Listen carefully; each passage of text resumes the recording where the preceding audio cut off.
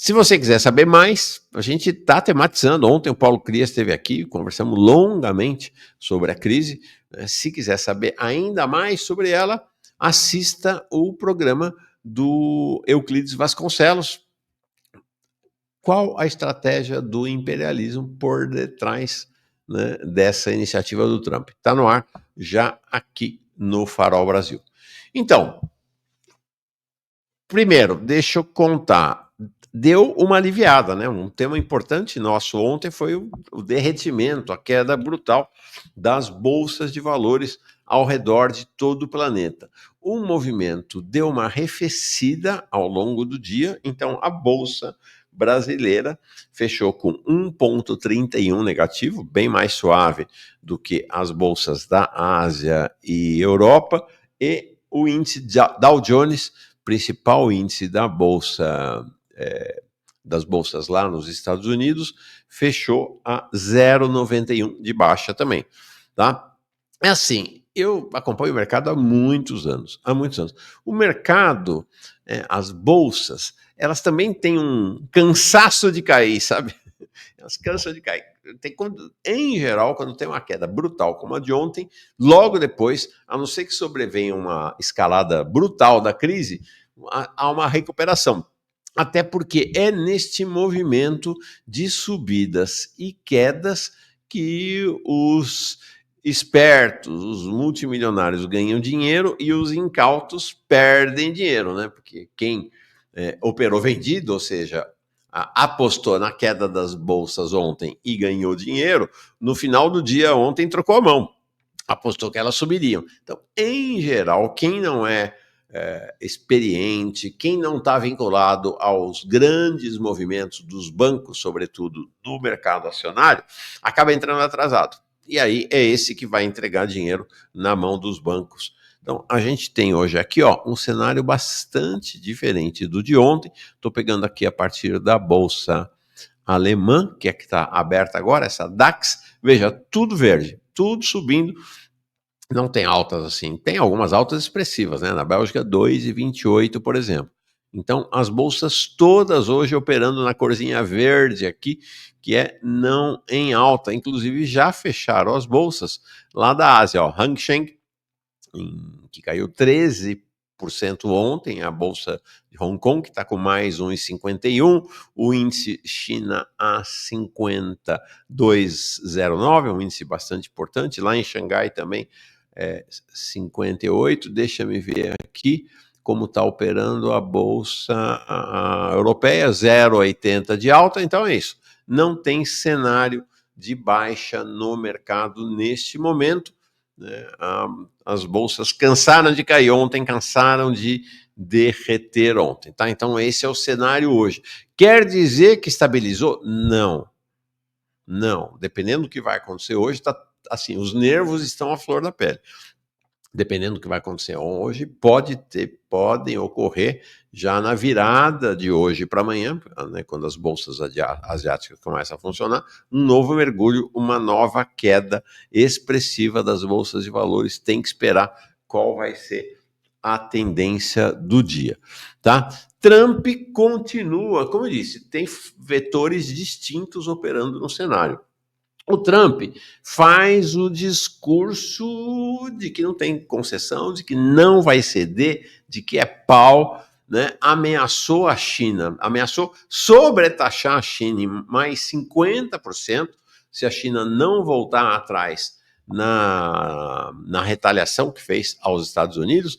Pausa para saudar o camarada Leandro Fortes, que aparece por aqui, o Galo Preto, figuraça, grande amigo. Um abração para o Leandro Fortes, tá?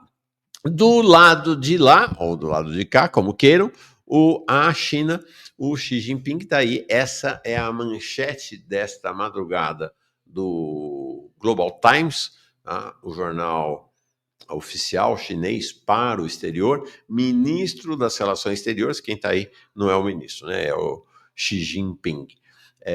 Ministro das Relações Exteriores chinês promete continuar a tomar medidas resolutas e fortes enquanto os Estados Unidos ameaçam impor tarifa de 50%.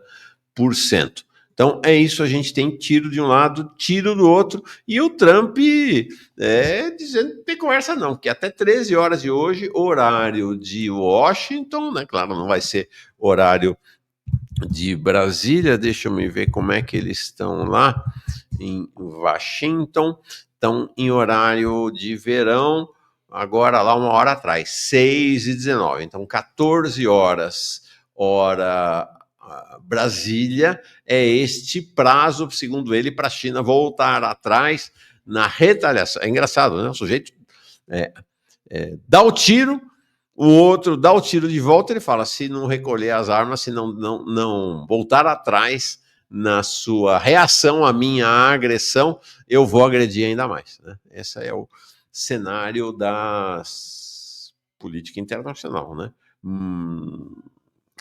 Chora mais ou chora menos quem pode mais. Então, é importante dizer, esse é um momento interessante de olhar também como é que o cenário geopolítico se movimenta. Ele não se movimenta pelas regras, pelas formas, pelas estruturas, ele se movimenta pela força. Então é isso, cara. Chega lá e fala, ó, botei a tarifa de 50 e se você responder, eu vou botar uma tarifa de mais 50, mais 300, o que quer que seja. Então é essa a ameaça que Trump está fazendo. Bom, ao mesmo tempo em que tem esta guerra, né, discursiva de ameaças de lado a lado, tem também um outro cenário, tem algo que acontece nos bastidores que é pontes de negociação. Então, ontem, o secretário do Tesouro dos Estados Unidos, o Scott Bessent, disse aos jornalistas lá nos Estados Unidos que o governo Trump já estaria negociando com cerca de 50 países a questão da redução de tarifas. Mas é sempre a redução de tarifa de parte a parte, né? Obrigando os países a uma redução de tarifas. Ele não mencionou quais são esses países, evidentemente que a China não está, mencionou apenas o Japão. Então, vamos ver. Né? Então, como eu disse, são vetores distintos operando, mas o Trump tem dito que não tem conversa não, que vai seguir em frente. Há uma crise grande na base de apoio trumpista, os bilionários que apoiaram Trump estão de cabelo em pé, estão horrorizados e muito temerosos do que vem pela frente, porque há uma avaliação praticamente consensual de que vem pela frente, o que vem pela frente é recessão e inflação global e nos Estados Unidos. O Financial Times, o capitalismo tem algumas bíblias, tá? Então tem o Financial Times, tem o The Economist, tem o Wall Street Journal, são como que verdadeiras bíblias desta religião chamada capitalismo. Todas elas estão muito pessimistas com o projeto Trump, tá? É importante dizer. Todas elas. The Economist fez uma capa avassaladora contra o Trump, o Washington, o Wall Street Journal também, e o Financial Times soltou ontem esta reportagem dizendo que os mercados podem piorar muito e rapidamente. Portanto, o que a gente estaria vendo hoje é como é que se fala? A visita da saúde, sabe? Quando a pessoa está moribunda e dá uma melhorada e logo na sequência morre, que pode ser uma visita da saúde que está acontecendo. Por quê? Porque o Financial Times diz que o que está acontecendo? Os títulos do Tesouro dos Estados Unidos, que subiram muito forte logo que Trump fez a ofensiva, porque é isso, né? A tendência de todo mundo nas situações de turbulência é ir para aquilo que é seguro. É você proteger o seu dinheiro, cai fora da bolsa e protege o seu dinheiro em lugares mais seguros. Não há, em tese, lugar mais seguro no planeta para investimentos que os títulos do Tesouro dos Estados Unidos. Então eles subiram, mas caíram e caíram muito na sequência. E o Financial Times diz: isto não é bom, isto é raro e é indicativo de que a crise pode se aprofundar. A mesma coisa com o ouro. O ouro se valorizou muito e caiu. Então há um enorme pessimismo né, nesta cúpula capitalista e entre os bilionários trumpistas nos Estados Unidos em relação ao que vem pela frente, tá? Essa é a grande interrogação, né? O que esperar da economia global? E o cenário é esse, né? Trump para um lado, Xi para o outro, queda de braço como nunca antes na história do planeta. A China fortaleceu-se ao longo das últimas décadas, especialmente ao longo dos últimos anos, e está forte o suficiente para, neste momento, confrontar os Estados Unidos. Vamos ver como a coisa flui. E a China ontem... o, o perfil da embaixada chinesa lá nos Estados Unidos, em Washington, é sempre muito divertido, tá? Eles tiram muito sarro do Trump e do governo dos Estados Unidos. Então, ontem, eles tiveram o desplante, foi sensacional, de colocar... Então, aí é o perfil da embaixada chinesa nos Estados Unidos, né? E ontem eles colocaram no tweet deles, no X deles, um discurso do Ronald Reagan, que é o inspirador do Trump, em 87, falando contra a elevação das tarifas. Muito divertido. Tá aqui, ó.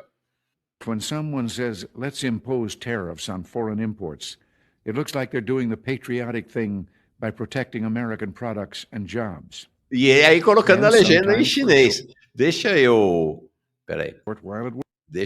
traduzir aqui, enquanto ele vai falando. Alguém diz, vamos impor tarifas sobre os produtos importados. Parece algo patriótico, uma forma de proteger os produtos e os empregos americanos. Às vezes, por um curto período, isso funciona, mas só por pouco tempo. O que acaba acontecendo é que as indústrias nacionais começam a depender da proteção do governo na forma de tarifas altas. Elas param de competir e deixam de fazer as mudanças de gestão e inovação tecnológica que precisam para ter sucesso no mercado global. Enquanto isso acontece, algo ainda pior ocorre. Tarifas altas inevitavelmente levam à retaliação de outros países e ao início de guerras comerciais ainda mais intensas. Então tá aí a embaixada chinesa colocando o Ronald Reagan para falar. Legislation that destroys Sensacional. prosperity. Now, it hasn't always been easy. There are those in the Congress, just as they were back in the 30s, who want to go for the... Achei uma sacada efetivamente sensacional da embaixada lá, deu um tom ontem, tá? Bom, e aqui no Brasil, o que acontece é que Lula está indo para a China, vai estar agora de 11 a 14 de maio em visita à China. É claro, a visita não foi marcada por conta da crise, já estava marcada há bastante tempo.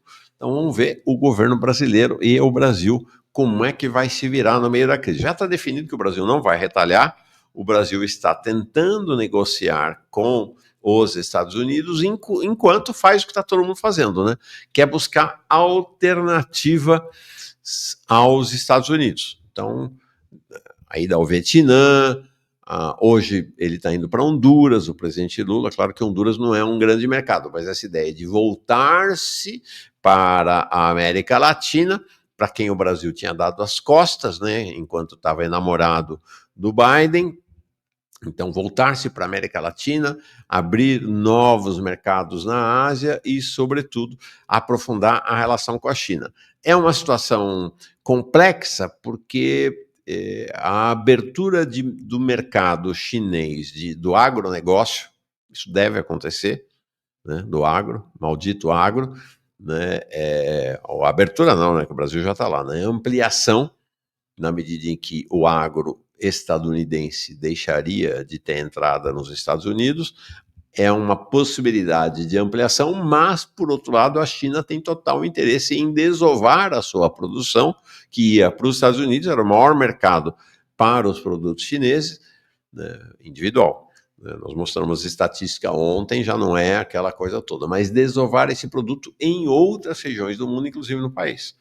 Então, no Brasil. Então, a gente pode enfrentar uma concorrência brutal, uma invasão de, por exemplo, produtos têxteis chineses no Brasil. Então, um cenário de muitas negociações pela frente. Lula está indo para lá, e ontem deu uma declaração confiante de que as bravatas de Trump não vão causar nenhum problema maior ao Brasil, que o Brasil tem reservas internacionais para além de sólidas, muito sólidas